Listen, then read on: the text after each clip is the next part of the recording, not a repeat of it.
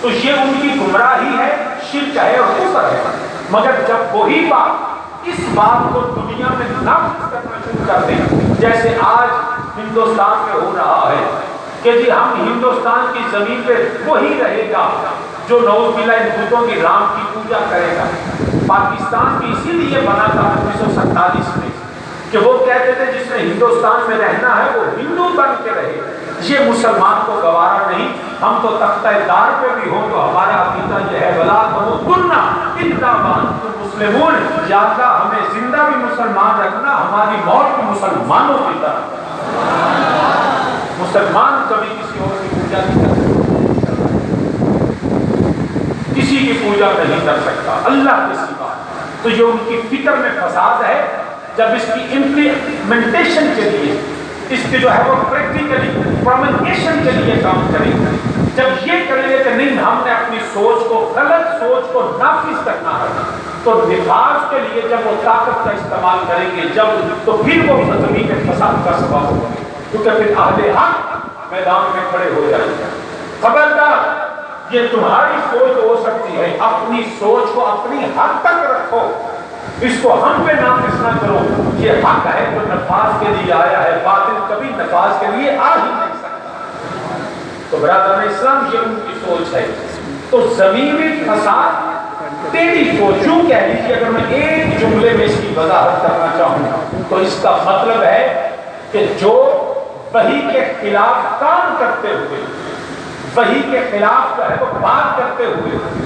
وحی کے خلاف جو قانون ہے اس کو نفاذ کی کوشش کرے گا تو وہ قرآن کی سورۃ النظر میں وہ فساد فی الارض کا سبب ہوگا۔ اب تلوار ہندو بھی اٹھاتا ہے، کشمیر میں انہوں نے اٹھائی، فلسطین میں یہودیوں نے بندوقیں اٹھائی ہیں، برما میں حکومتوں نے اٹھائی ہیں، تو یہ ان کا تلوار اٹھانا یہ فساد فی الارض ہے، وہ مسلمانوں کو جینے کا حق نہیں دیتے ہیں۔ اور اگر بدر کے میدان میں میرے نبی کے غلام تلوار لے کے میدان میں آ جائیں تو جو کفار ہیں وہ وحی کے خلاف چلتے ہیں، نبی کے غلام وحی کے نفاذ کے لیے چلتے ہیں، تو جو وحی کے احکامات اور قانون خدا بندی کے نفاذ کے لیے کام کرتا ہے وہ فساد نہیں کرتا، جو اس کے خلاف کام کرتا ہے وہ زمین فسادی قرار دیا۔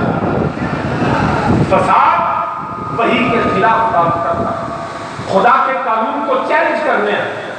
یہ فساد ہوتا ہے۔ برادران اسلام، میں آپ کو اگر عقلی مثال دینا چاہوں، ایک شخص رات کے اندھیرے میں ایک سنسان جگہ پہ کھڑا ہو کے ہاتھ میں خنجر لے کے کھڑا ہو اور راہگیروں کو لوٹے تو چاہے ان کو خنجر سے ضرب نہ دے،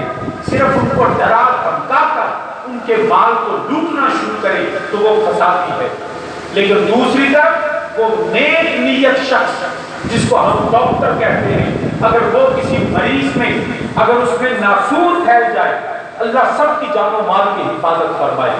اگر اس کے جسم میں ایسا زہر پھیل جائے، اس کے جسم میں کینسر پھیل جائے، اگر اس کے دوری کے لیے وہ جو نشتر لے کے اس کے جسم کو کاٹے، وہ نہیں کاٹتا، صرف ڈرا کے مار لیتا ہے، وہ شخص فسادی ہے۔ اور یہ جسم کو کاٹ کے ہمارے جسموں سے وہ اس ناسور اور کینسر کو رفع کرتا ہے تو اس کو فسادی نہیں کہا جائے گا۔ کیوں کہ یہ بچانے کے لیے کرتا ہے، وہ چاہے وہ لوٹنے کے لیے کرتا ہے۔ تو اسلام کا جو ہے تصور جہاد وہ بچانے کے لیے ہوتا ہے، دنیا میں بھی عزت کے لیے اور آخرت میں جہنم کے عذاب سے بچانے کے لیے ہوتا ہے۔ تو لوگوں یاد رکھو، اس حالت میں نہ مر جانا،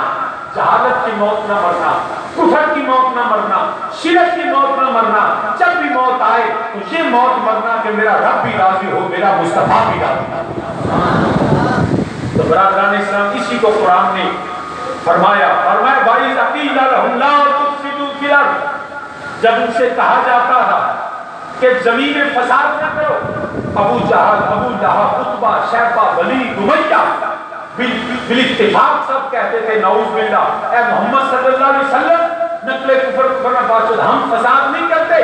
ہم تو زمین میں لات، عزا، منات، ہبل کی عبادت کا درس دیتے ہیں، ان بتوں کی پوجا پاک کا پیغام دیتے ہیں اور منع کرتے ہیں کہ یہ کعبے کے اندر جو بت ہیں یہ پاک ہیں۔ میرے نبی نے فرمایا نہیں، اس سوچ کو تمہیں ختم کرنا ہوگا، کعبے میں رہنے والے بت تم तुम्हारे अपने बनाए हुए झूठे हैं, सच्चा वो है जिसने इस काबे को आदम अलैहिस्सलाम को भेजा और काबे की तामीर करवाने वाला था।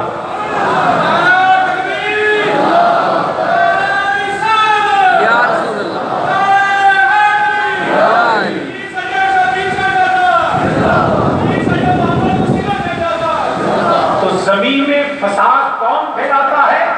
जो कुरान के खिलाफ करता है। जमीन में फसादी कौन है? जो मेरे मुस्तफा अलैहिस्सलाम के फरमानात का झुटलाने वाला है। जमीन में फसादी वो है जो वही के खिलाफ उठता है। जमीन में फसादी वो है जो कुरान और सुन्नत और कानून शरीयत का मजाक उड़ाता है। वो फसादी है। आज भी बदकिस्मती के साथ हमारे जब कुरान ने तय कर दिया इस बात को कि याद रखो मुसलमानों, ये यहूद और निसारा तुम्हारे दोस्त नहीं है, ये तुम्हारे दुश्मन है, ये तुम्हें दीन से फेरने के लिए आए हैं, ये चाहते हैं कि तुम भी उनकी तरह जहन्नम का ईंधन बन जाओ। तो मुसलमानों याद रखो, कभी भी तुम इन यहूद और निसारा से इस तरह की मोहब्बतें ना बढ़ा लेना कि तुम्हें तुम्हारे दीन से फेर दे। मगर वो लोग जो अरब की सरजमीन पे बैठ के फलस्तीन के मुसलमानों के खून की हौली देखकर उनको बिलबिलाते बच्चे नजर नहीं आते, उनको बेवाएं और यतीम नजर नहीं आते, उनको वो आग और बारूद की वो बारिश नजर नहीं आती, और अपने दुनिया के माल, दुनिया की दौलत, दुनिया का पैसा, दुनिया की जागीर और दुनिया की जिंदगी और दुनिया के ज़ाहिरी खत्म होने वाले नफा के लिए वो फलस्तीन के शहीदों से चाहे वो गद्दारी करते हुए इसराइल के साथ दोस्ती का हाथ बढ़ाते हैं। तो याद रख लो, वो जमीन में फसाद का सबब है। अगर कोई शख्स मोहम्मद बिन कासिम की तरह, सुल्तान सलाहुद्दीन अय्यूबी की तरह मैदान में निकले और फलस्तीन को बचाने के लिए, हमारी बेटी और बहनों की इज्जत और नामूस के लिए और यहूदियों को बताने के लिए कि बैतुल मुकद्दस जो है वो मेरे खुदा का घर है, हमारे लिए मोहतरम है, हम मुसलमानों के खून का सौदा भी नहीं करेंगे, हम बैतुल मुकद्दस की इज्जत के रखवाले होंगे। तो जब वो कोई ऐसा शख्स ऐलान करे, कहते नहीं ये फसाद बर्पा करता है, देखो ये जो फलस्तीन का ज्यादा मोहब्बत है, तुम अपने मामले अपने गरज से गरज रखो, तुम्हें फलस्तीन के मुसलमानों से क्या, तुम्हें कश्मीर के मुसलमानों से क्या, तुम्हें बर्मा के मुसलमानों से क्या? अरे नहीं, मुसलमान को है, क्योंकि मेरे नबी ने फरमाया उम्मत मुसलमान जस्ते वाहिद की तरह, एक जिस्म की तरह है, नील के साहिल से लेकर ताके का शगर,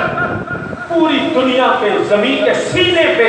जहां जहां ला इलाहा इल्लल्लाह पढ़ने वाला है वो एक जिस्म है, और जिस्म के एक हिस्से को तकलीफ होती है, पूरी उम्मत को तकलीफ बर्दाश्त करती है। हम कभी भी फलस्तीन की माओ की सिफ्तियों को भूल नहीं सकते, हम कभी भी कश्मीर की बेटियों की चीखों को भूल नहीं सकते, हम बर्मा में मुसलमानों के गले कटे हुए को भूल नहीं सकते, हम इराक शाम में हम अल्हम्दुलिल्लाह जस्ते वाहिद हैं। हम आज उनकी मुजम्मत करते हैं जिन्होंने दुनिया के नफे के लिए यहूदियों के साथ दोस्ती का हाथ बढ़ाया। अरे नाजायज तो बच्चे का वारिस कोई नहीं बनता, तुमने नाजायज रियासत का वारिस कैसे बना?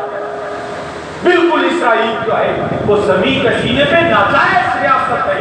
और ये मैं नहीं कहता, ये कायदे आज़म मोहम्मद अली जनाब भी कहते हैं। और पाकिस्तान में भी बसने वाले वो नाम निहार लीडर जो एक एक करके अब एक्सपोज हो रहे हैं, जिनकी फितरत बाहर निकल रही है, जिनको पाकिस्तान और इस्लाम से ज्यादा, जिनको दीगर कुफार का जो है वो मुफाद अजीज है, वो भी अपने गिरबान में झांके। हम अंधी अकीदत नहीं रखते, ना किसी मौलवी साहब के साथ, ना किसी पीर साहब के साथ, ना किसी लीडर के साथ। हमारी अकीदत जो है वो मुस्तफा से है, मुस्तफा के असहाब